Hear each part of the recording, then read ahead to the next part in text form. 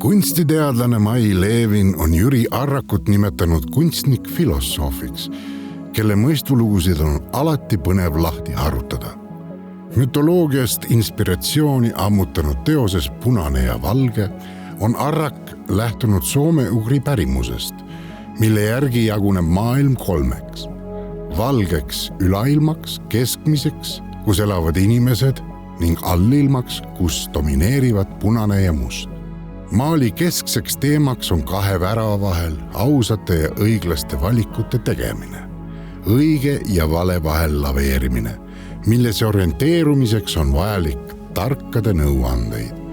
Hoolimata sellest, et neidki ümbritsevad punaselt hõõguvad ahvatlused nii ees kui taga, suudavad teejuhid hoida sirget selga ning aidata enda järgijail leida õige teeots.